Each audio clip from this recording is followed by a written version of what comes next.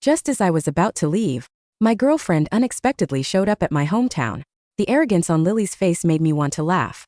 Cold, bitter, and utterly exhausted, she stood there, small but haughty, as if forgiving me was the greatest mercy she could bestow, as if the dolls and dresses in my hands were undoubtedly hers, as if my love and devotion were things she could take or leave, whenever it suited her, just like in my past life.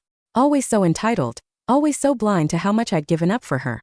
Victor stood beside her, nodding approvingly, as if this little show of mercy was exactly what he'd hoped for. Charlotte, too, wore a faint, triumphant smile, her hand resting lightly on Victor's arm, her eyes glinting with satisfaction as if she'd already won, as if I was just a nuisance they were finally about to dismiss, a loose end to tie up, so they could live their perfect little family life in peace. I looked down at Lily, my gaze empty of any warmth or affection.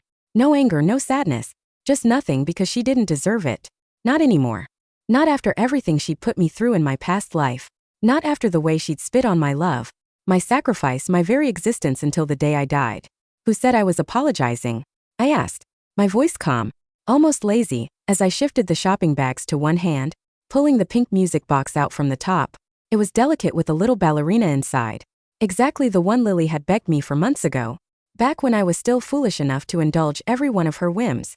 I held it up, letting the light catch it, watching as Lily's eyes widened with greed. Who said these gifts are for you? I repeated, my tone sharp enough to cut through her arrogance. Lily's smile froze. The color drained from her face and her lower lip began to tremble. She stared at me as if she couldn't believe what she was hearing. What? But Daddy said. Daddy was wrong. I interrupted, my gaze flicking to Victor, who looked equally stunned and annoyed. These aren't for you, Lily. They never were. I don't owe you an apology. I don't owe you gifts. I certainly don't owe you a life spent catering to your every demand, just so you can turn around and hate me. I paused, leaning down slightly so I could look directly into her eyes that were already filling with tears, eyes that were so much like Victor's, cold and self-serving. You said you don't want me as your mom. Good, because I don't want you as my daughter. Not anymore, not ever. The words hung in the air, heavy and final. The mall around us seemed to go quiet. Shoppers passing by slowed down, casting curious glances our way. But I didn't care. I didn't care about their stares. I didn't care about Victor's anger. I didn't care about Lily's tears. All I cared about was letting go. Letting go of the past, letting go of the pain. Letting go of the unworthy people who had destroyed me once before. Lily let out a shrill, heartbroken scream. You're lying. You're a liar. You have to want me. I'm your only daughter. She threw herself at me, her small fists beating against my legs. But I didn't flinch. I didn't even look down. I just stood there holding the music box, as if she was nothing more than a fly buzzing around me. Victor's face turned bright red with rage. He grabbed Lily roughly, pulling her away from me, and glared at me with pure hatred. What the hell is wrong with you? He roared, his voice echoing through the mall. She's a child, a 6-year-old child. How dare you say something like that to her? Do you have no heart at all? Heart? I laughed, pulled hollow sound. I had a heart once. It was broken by you, by her, by all of you. You took everything from me, Victor. My love, my trust, my family, my life. And now you want me to pretend like none of that happened. Want me to keep sacrificing myself for a daughter who hates me, for a man who cheated on me, for a mistress who's been waiting to take my place. I turned my gaze to Charlotte, who had stepped back slightly, her smile fading into a look of unease. You think you've won, don't you? I asked her, my voice low and dangerous. You think you can just waltz in, take my husband, take my daughter, take my life and get away with it? You are wrong. So very wrong. Charlotte's eyes flickered and she tightened her grip on Victor's arm. I don't know what you're talking about, she said, her voice trembling slightly. Victor and I, we love each other. Lily loves me. We're a family. You're the one who's trying to ruin everything. Ruin everything? I scoffed. You mean ruin the life you stole from me? Go ahead, cry. But remember this, what goes around comes around. And when it does, I'll be there to watch. I'll be there to watch you lose everything. Just like I did. With that, I turned around and walked away, leaving Victor, Lily and Charlotte standing there. Lily screaming, Victor yelling, Charlotte looking like she'd seen a ghost. I didn't look back. I didn't stop. I just kept walking, the shopping bags in my hand feeling lighter than air, as if I'd shed 1,000 pounds of weight with those few words. When I got back to my car, I placed the shopping bags on the passenger seat and stared at the music box for a long moment. It was beautiful, delicate, and once upon a time it would have made Lily's face light up with joy. But now it just felt like a reminder of all the love I'd wasted, all the pain I'd endured, all the time I'd lost. I opened the window and threw it out, watching as it landed on the pavement with a soft crash, the ballerina inside shattering into pieces. Good riddance. I started the car and drove away, heading back to my apartment. The rest of the day passed in a blur. I unpacked the gifts for Mia, folding the dresses neatly, placing the dolls on the spare bed I'd already prepared for her. It was a small room but cozy, painted a soft blue with a bookshelf filled with children's books. I'd bought a desk for her to study at, and a window that let in plenty of sunlight. It was everything I'd never gotten around to doing for Lily, not because I didn't want it, but because Lily had always complained that it wasn't good enough, that she wanted something bigger, something fancier, something more. But Mia wouldn't be like that. I knew she wouldn't. My past life, she'd been grateful for the smallest things, a warm meal, a new book, a kind word. She'd never asked for more than I could give. She'd never made me feel like my love was worthless. She'd been the only one who'd cared about me, who'd loved me unconditionally, even when I had nothing left to give. That night, I got a call from the orphanage director. Mia was back. She'd won first place in the math competition, and she was excited to meet me. The director sounded happy, almost relieved, as she told me that Mia had been talking about her sponsor mom, non-stop, that she'd been looking forward to meeting me for years. My heart felt light, lighter than it had in decades. For the first time in my life, first life or second, I felt a glimmer of hope, a hope that maybe, just maybe, I could have a real family. A family that loved me, that appreciated me, that didn't see me as a tool or a nuisance. Family with Mia. We arranged to meet the next morning at the orphanage. I went to bed early but I couldn't sleep. I lay awake thinking about Mia, about her bright eyes, her gentle smile, her quiet kindness. I thought about the life we could build together, the happiness we could have. I thought about Victor and Lily and Charlotte, and how little they mattered. Now they could have their perfect little family. I didn't want it anymore. I just wanted Mia. The next morning I woke up early, dressed in a simple white dress, and drove to the orphanage. The sun was shining, the sky was blue, and there was a soft breeze blowing. Felt like a new beginning, a fresh start. When I arrived, the director was waiting for me at the door. She smiled and led me inside, down a long hallway, to a small room where Mia was sitting at a desk doing her homework. She looked up when we walked in, and her face lit up with a bright, beautiful smile, a smile that made my heart melt. She was taller than I remembered from the photo, but still thin, with short black hair and big, bright eyes that sparkled with intelligence and warmth. She stood up quickly, her hands fidgeting nervously at her sides, but her smile never faded. "Miss Annette?" she asked, her voice soft and shy. "You're my sponsor, Mom?" I nodded, smiling back at her, the first real smile I'd given in a long time. Yes, I'm Alara, and I'm not just your sponsor. Mom, I want to adopt you. I want you to come live with me if you'll let me." Mia's eyes widened with shock. She looked at the director, then back at me as if she couldn't believe what she was hearing. "Really? You? You want to adopt me?" She started to cry, happy tears streaming down her face. "I've always wanted a mom. I've always wanted a home. Thank you. Thank you so much." She ran over to me and hugged me tightly, her small arms wrapping around my waist. I hugged her back, feeling tears of my own streaming down my face. Tears of joy, tears of relief. There's a hope. For the first time in my life, I felt loved. I felt wanted. I felt like I belonged. The director stood in the corner smiling as we hugged.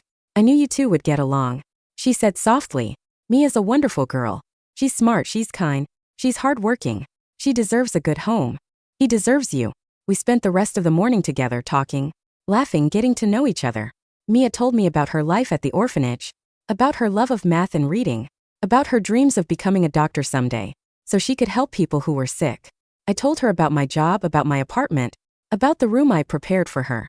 I told her about the gifts I'd bought, and her face lit up with excitement as she talked about how much she loved the idea of having her own space, her very own sanctuary.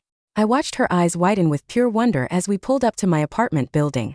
The neighborhood was quiet, lined with mature oak trees that swayed gently in the mild afternoon breeze.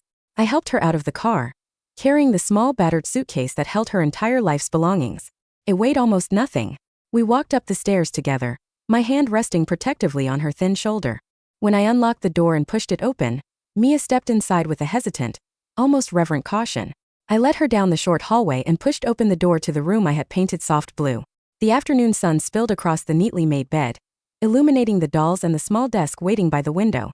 Mia gasped, pressing both hands over her mouth as tears welled up in her dark eyes. "Is this really mine?" She whispered the question as if speaking too loudly might break a fragile spell. "It is all yours, Mia." I knelt beside her, wrapping my arms around her trembling frame. "Nobody will ever take this away from you. That first week with Mia felt like drawing a deep breath after drowning for years. She was a quiet presence, always careful, always trying to help me with the dishes or folding the laundry. I had to constantly remind her that she was a child, my child, and she didn't need to earn her keep. Slowly, the tension in her small shoulders began to melt away. She started laughing at my terrible jokes, her genuine, ringing giggles filling the empty spaces of my home. We spent our evenings at the kitchen table, her head bent over her math textbooks while I reviewed the final drafts of my divorce papers. My lawyer, a sharp and ruthless woman named Evelyn, had assured me the process would be brutal for Victor. I had gathered years of financial records, documenting every cent Victor had funneled to Charlotte behind my back. I also had irrefutable proof of his infidelity, meticulously compiled in a thick, damning folder. While my life was finally blossoming, I knew the illusion of Victor's perfect family was already beginning to rot. According to the updates Evelyn gave me, Victor's credit cards had started declining only 3 days after the mall incident. I had been the one managing his investments, the one keeping our joint accounts flush with my own family's inheritance. The moment I froze those assets and legally isolated my personal wealth, Victor was left with nothing but his mediocre salary. Charlotte, who had always envisioned herself stepping seamlessly into a life of luxury, was suddenly faced with the harsh reality of unpaid bills. The lavish dinners and weekend getaways Victor had previously showered her with came to an abrupt, humiliating halt. Without my blind financial support patting his ego, Victor was nothing more than a mid-level manager drowning in debt. I could vividly picture the growing resentment behind Charlotte's carefully painted smile. She had wanted a wealthy husband and a ready-made, picture-perfect family.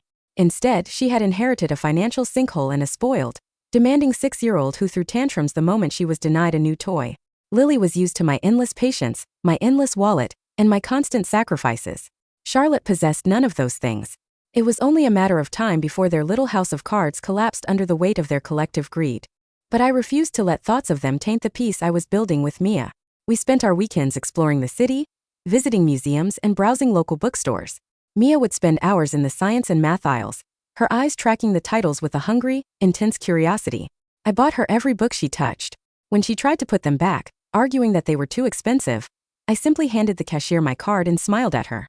"You are an investment, Mia, and I expect you to change the world." That always made her blush, a beautiful rosy hue spreading across her cheeks as she hugged the heavy hardcovers to her chest. Enrolling her in a prestigious private academy was my next priority. The school was known for its rigorous STEM program, a place where her brilliant mind could truly thrive. On the morning of her entrance exam, she was a bundle of nervous energy. She sat at the kitchen table, pushing her scrambled eggs around her plate with a fork. "What if I fail, Alara?" she asked, her voice wavering slightly. "What if I'm not smart enough for this kind of school?" I reached across the table and covered her small cold hand with my own. "You won first place in a national math competition, while living in an orphanage with outdated textbooks. You are more than smart enough, Mia. But even if you fail, it changes nothing between us. I will love you just as much, and we will find another path together." She looked up at me, her dark eyes searching my face for any sign of deceit. When she found only honesty, the tension drained from her narrow shoulders. She aced the exam, of course. The headmaster called me personally that same afternoon, practically begging to expedite her enrollment. He called her a prodigy, a rare talent that their academy would be honored to nurture. I hung up the phone and pulled Mia into a spinning, breathless hug, right there in our living room. We celebrated with ice cream, sitting on the balcony as the city lights flickered to life against the twilight sky. As I watched her eat her mint chocolate chip cone, a profound sense of rightness settled over me. This was what motherhood was supposed to feel like. It wasn't supposed to be a constant, draining battle for a shred of affection. It was supposed to be a partnership of mutual respect and unconditional love. The following Tuesday, the illusion Victor had been clinging to was finally shattered. I received a text from Evelyn right at noon. "The eagle has landed." I smiled, taking a slow sip of my black coffee. Evelyn had arranged for the divorce papers to be served to Victor at his office. I had specifically instructed her not to send them to his house. I wanted him surrounded by his colleagues, stripped of his dignity in the very place he derived his false sense of authority. According to the process server's report, Victor had been in the middle of a team meeting when he was handed the thick manila envelope. He had opened it right there at the conference table, assuming it was a routine legal document for his department. Instead, he was met with a comprehensive list of his infidelities, financial indiscretions, and a demand for absolute separation of assets. My phone began to ring exactly 20 minutes later. Victor's name flashed on the screen, angry and persistent. I let it ring until it went to voicemail. He called again and then a third time before I finally swiped to answer. I didn't say a word. "Alara, what the hell is this?" His voice was a strained, frantic hiss, echoing slightly as if he had locked himself in a bathroom stall. You sent process servers to my job? Are you out of your mind? I leaned back in my chair, staring out the window at the bustling street below. I am perfectly sane, Victor. In fact, I haven't seen things this clearly in years. You can't do this, he yelled, the facade of his professional composure completely vanishing. You froze the accounts, you cut off my credit cards, and now you want a divorce? What about Lily? She's your daughter. I felt a cold, dead calm wash over me at the mention of that name. She is your daughter, Victor. She made that exceptionally clear when she chose you and Charlotte. I am simply granting everyone exactly what they asked for. You are tearing this family apart over a misunderstanding. A misunderstanding? I laughed, a dry, humorless sound that seemed to unsettle him. You slept with another woman in our bed, Victor. You bought her jewelry with my money. You let my daughter call her mom behind my back. Which part of that am I misunderstanding? Silence stretched over the line, heavy and suffocating. For once in his pathetic life, Victor had no ready-made excuse, no manipulative twist to spin the blame back onto me. You will hear from my lawyer regarding the settlement. Don't bother calling this number again. I hung up before he could string together another lie. With a few quick taps on the screen, I blocked his number permanently. I felt lighter, as if a toxic parasite had finally been severed from my soul. Meanwhile, the reality of their new life was hitting Charlotte hard. Through mutual acquaintances, I heard the delicious rumors that were beginning to circulate around their social circle. Charlotte had been forced to cancel her exclusive gym membership. She was seen arguing with Victor in the parking lot of a discount grocery store, her face red and contorted with anger. Lily, too, was reportedly making their lives a living hell. Used to a diet of constant validation and expensive treats, the sudden austerity had turned her into a terror. She screamed at Charlotte for not buying her the designer shoes she wanted. She threw her dinner at the wall when Victor tried to serve her cheap takeout instead of her favorite upscale restaurant meals. Charlotte, who lacked any maternal instinct, was utterly ill-equipped to handle a monster she had helped create. I imagined the three of them trapped in that cramped apartment, suffocating under the weight of their own terrible choices. It was poetic justice in its purest form. Weeks turned into a glorious, peaceful autumn. Mia was thriving at her new school, making friends with other quiet, intellectual kids who appreciated her brilliant mind. She joined the robotics club and started learning how to code. Every afternoon, she would come home with her eyes shining, eager to show me the latest program she had written or the mechanical arm she had helped build. I was so proud of her that my chest physically ached with it. One rainy Friday afternoon, I was waiting outside the academy in my car to pick Mia up. The wipers thumped rhythmically against the glass, clearing the heavy droplets. I saw Mia walking out the main doors laughing with a friend, her umbrella held high. But as she approached the gate, a small, disheveled figure stepped out from the shadow of the brick wall. It was Lily. My breath hitched, my hands gripping the steering wheel so tightly my knuckles turned white. Lily looked terrible. Her usually pristine clothes were rumpled, her hair was unbrushed, and she looked thinner, paler. She stepped directly into Mia's path, blocking the sidewalk. I immediately unbuckled my seatbelt and threw the car door open, ignoring the pouring rain. By the time I reached them, Lily was glaring up at Mia with toxic, familiar hatred in her eyes. You're the one who stole my mom. Lily's voice was sharp, cutting through the sound of the rain. Mia blinked, taking a step back in confusion. I didn't steal anyone. Yes, you did. Lily screamed, her face twisting into an ugly scowl. She bought you all my dresses. She bought you my dolls. Charlotte is mean and Daddy yells all the time and it's your fault. I stepped between them, shielding Mia with my body. Lily looked up at me, her anger faltering for a split second before transforming into a pathetic, manipulative pout. Mommy, she whined, reaching out to grab the hem of my coat. I want to come home now. I don't like Charlotte anymore. She makes me clean my room and she won't buy me anything. I looked down at the child I had birthed, the child who had watched me bleed out in my past life without shedding a single tear. There was no love in her eyes, only a desperate, greedy need for comfort and convenience. She didn't miss me. She missed what I could do for her. Don't call me mommy. My voice was low, colder than the freezing rain soaking through my clothes. You made your choice, Lily. You chose Charlotte. You told me to my face that you wished she was your mother. Lily's lip quivered, and she stomped her foot in a puddle, splashing muddy water onto my boots. But I changed my mind. She demanded, as if the universe were a catalog she could order from. I want you to be my mom again. Take me back to our big house. I don't have a big house for you, Lily. I replied, my tone entirely devoid of sympathy. And even if I did, you would not be welcome in it. You are Victor's problem now. I turned my back on her, placing a gentle hand on Mia's back. Let's go home, Mia. Lily began to wail, a loud, grating theatrical sound designed to draw attention. You can't leave me. I'll tell Daddy. I'll tell everyone you're a bad mom. I didn't look back. I guided Mia into the warm, dry interior of the car and shut the door firmly behind us. When I got into the driver's seat, Mia was looking at me with wide, worried eyes.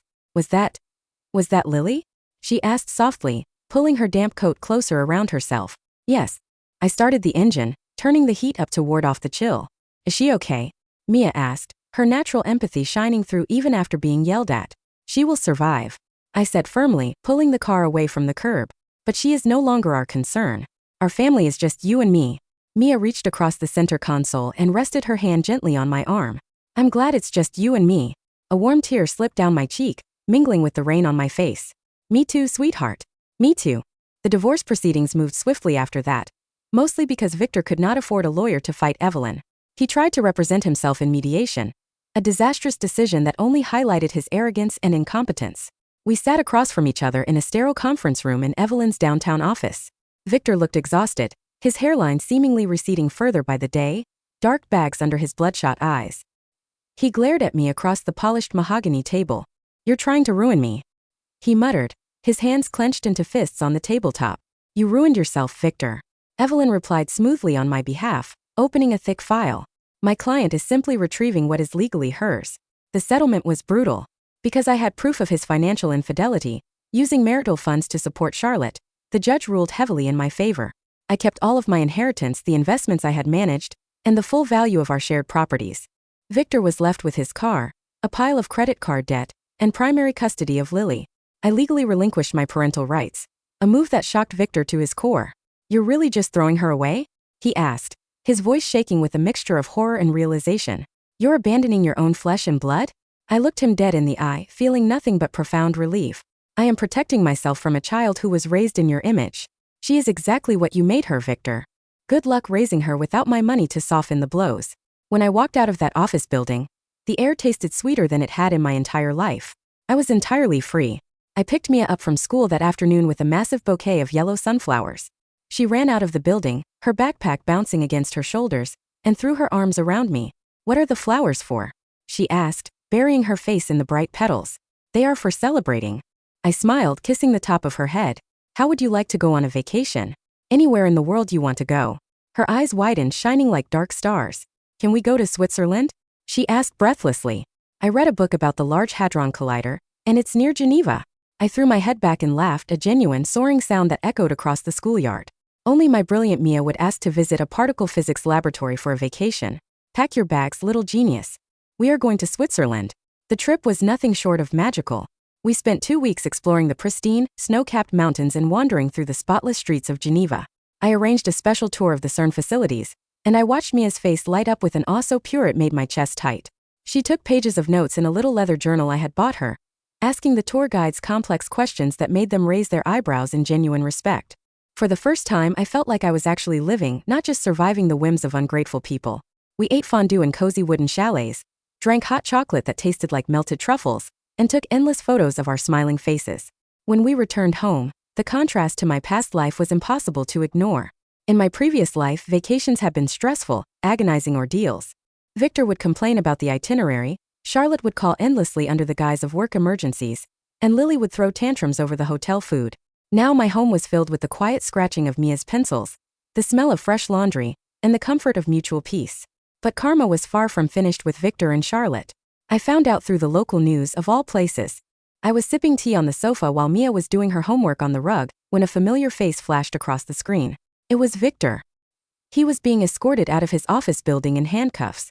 I set my teacup down, the porcelain clinking sharply against the saucer, and turned the volume up. The news anchor's crisp voice filled the room. Arrested today on charges of corporate embezzlement and severe financial fraud. Authorities claim the mid-level executive had been siphoning company funds into a private offshore account for over 3 years. I stared at the screen, a slow, satisfied smile spreading across my lips. Without my money to fund his extravagant lifestyle with Charlotte, Victor had gotten desperate. He had tried to maintain the illusion of wealth by stealing from his own employers. And he had been caught. Mia looked up from her notebook, her brow furrowed in confusion. Is that Lily's dad? Yes, it is.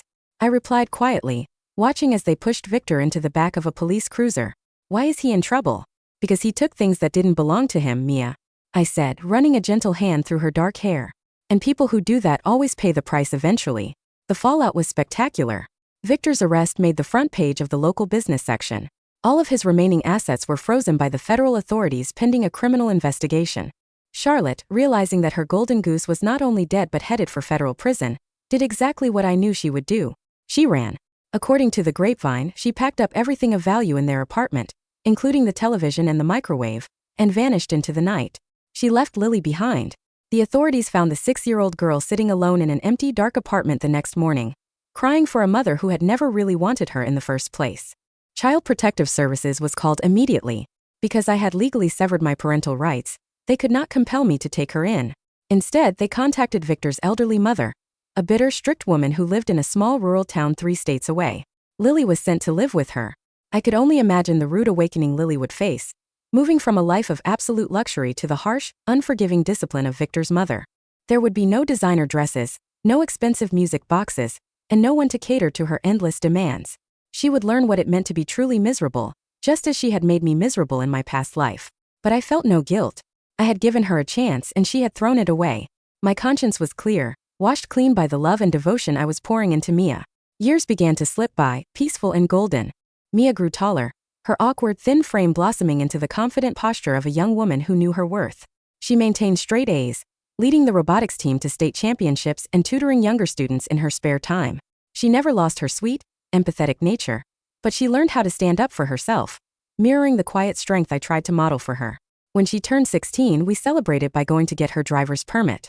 I let her practice in my car in the empty parking lot behind the grocery store, gripping the door handle as she navigated the cones with serious determination. "You're doing great, Mia," I encouraged her, laughing as she braked a little too hard. "Just ease onto the pedal." She grinned at me, her dark hair pulled back into a messy ponytail. "I'm calculating the physics of the stopping distance, Alara." I rolled my eyes playfully. "Just look out the window, genius." That evening, as we were making dinner together in the kitchen, my phone buzzed on the counter. It was an unknown number. I hesitated for a moment, a sudden, cold prickle of intuition warning me before answering. "Hello? Alara?" The voice was older, raspy, and thick with desperation, but I recognized it instantly. It was Victor. I froze, the chopping knife hovering over a bell pepper. "Victor," I said flatly. "How did you get this number?" "I paid a private investigator." He coughed, a wet, rattling sound that made my skin crawl. "Please don't hang up. I'm out on parole." I didn't say anything, waiting to see what new manipulation he was trying to spin. "I'm sick, Alara," he pleaded, his voice breaking pathetically. "The prison doctors say it's terminal. I don't have anyone left. Charlotte disappeared, my mother passed away last year, and Lily won't even speak to me." A dark, satisfying warmth spread through my chest. "I'm sorry to hear that, Victor," I said, my voice completely devoid of actual sorrow. "But I don't see how this concerns me. Please," he begged, crying openly now. "I was wrong. I was so wrong about everything. You were the best thing that ever happened to me, and I threw you away for nothing. Charlotte ruined my life." "No, Victor," I interrupted him, my voice hard and sharp like shattered glass. "Charlotte didn't ruin your life. You ruined your own life. You made your choices, and now you are dying with the consequences of them. Alara, please, I just need some money for medical treatments. Just a loan, I swear I'll pay you back." I looked across the kitchen at Mia, who was carefully chopping tomatoes, completely unaware of the ghost on the other end of the line. She looked so peaceful, so happy. "I won't give you a single dime, Victor," I whispered into the phone. "You are dead to me. You have been dead to me since the day you brought that woman into our home." I hung up the phone and dropped it into the trash can. It was a dramatic gesture, but I didn't care. I would buy a new phone tomorrow. Mia looked over, her brow furrowed. "Did you just throw your phone away?" she asked, amused and confused. "It was getting old." I smiled warmly, turning back to my cutting board. "Sometimes you just have to throw out the garbage and start fresh." She laughed, shaking her head, and went back to cooking. Victor died 6 months later in a state-funded hospice facility alone. I didn't attend the funeral. Instead, I attended Mia's high school graduation. She was the valedictorian, standing on the stage in her blue cap and gown, looking out at the crowd with bright, confident eyes. When she gave her speech, she didn't talk about her accomplishments or her perfect test scores. She talked about love. She talked about the family she had found, the mother who had saved her from the dark, and the power of second chances. "I want to thank my mom," Mia said, looking directly at me sitting in the front row, tears streaming freely down my face. "She didn't just give me a home. She gave me a future. She taught me that family isn't about blood. It's about the people who choose you every single day, even when it's hard." The crowd erupted into applause, and my heart soared so high I thought it might burst from my chest. After the ceremony, we went to our favorite Italian restaurant to celebrate. Mia sat across from me, a prestigious university acceptance letter tucked safely in her bag. She was going to study biomedical engineering, determined to build prosthetics for children who had lost limbs. I am so incredibly proud of you, Mia, I said, raising my glass of sparkling cider to clink against hers. I couldn't have done it without you, Alara. She smiled, her eyes crinkling with joy. You know, I was thinking about the orphanage today. I set my glass down, giving her my full attention. What about it, sweetheart? I was thinking about how lucky I was that you walked through those doors, she said softly, tracing the rim of her glass. There were so many kids there, but you chose me. I reached across the table and took her hand. You were the only choice, Mia. In this life and in any other life I could possibly live, I would always choose you. The years continued to unfold, a beautiful tapestry of shared triumphs and quiet, domestic bliss.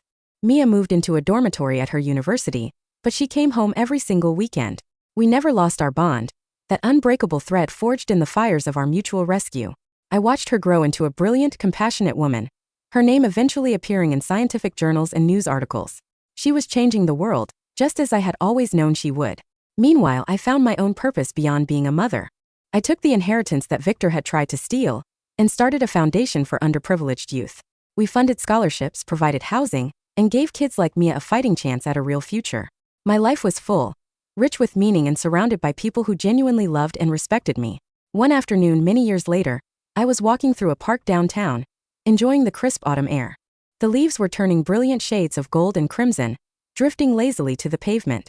I stopped to buy a coffee from a small kiosk, wrapping my hands around the warm paper cup. As I turned to walk away, I bumped into a young woman in a faded, oversized jacket. Oh, excuse me, I said politely, taking a step back. The young woman looked up, her tired, sunken eyes meeting mine. It was Lily. She must have been in her early 20s now, but she looked much older, worn down by a life she had never been prepared for. Her hair was brittle, her face devoid of the arrogant spark that had once defined her. She carried a cheap canvas bag, and her shoes were scuffed and worn thin at the heels. We stared at each other for a long, heavy moment. I saw the exact second recognition dawned in her eyes. Mom, she whispered, the word sounding foreign and rusty on her tongue. I stood there, feeling absolutely nothing. There was no anger, no vindication, and certainly no residual love. She was just a stranger, a ghost from a past life that I had long since buried. I took a sip of my coffee, my expression serene. You have the wrong person, I said softly, stepping around her and continuing down the path. She didn't follow me. She didn't scream or throw a tantrum like she would have when she was a child. I think the harsh reality of the world had finally beaten the entitlement out of her, leaving nothing but an empty shell. I kept walking, not looking back, letting the autumn wind carry away the last remnants of the past. When I arrived back at my apartment, the door was unlocked. I pushed it open to find Mia sitting on the sofa, a large cardboard box resting on the coffee table. She looked up, a huge, radiant smile breaking across her face. You're home, she cheered, jumping up to hug me. What are you doing here on a Tuesday? I asked, laughing as I hugged her back. I brought you something, she said, pulling back and gesturing to the box. I wanted to give it to you in person. I walked over to the table and carefully opened the flaps of the box. Inside, resting on a bed of protective foam, was a delicate, beautifully crafted music box. It wasn't a cheap plastic toy from a mall. It was made of polished mahogany, with intricate silver gears visible through a glass panel. I designed it myself, Mia explained proudly, stepping up beside me.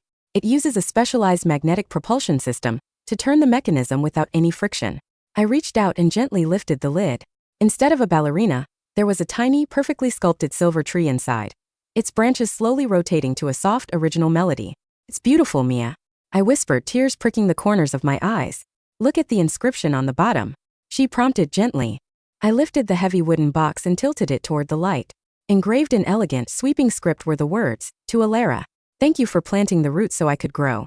I pulled my daughter into my arms, holding her tightly as the music box played its sweet, enduring song. The past was gone, shattered like the cheap pink plastic I had thrown onto the pavement all those years ago. This was my real life. This was my real family. And as I stood there, wrapped in the warmth of the brilliant, loving child I had chosen, I knew I had finally won.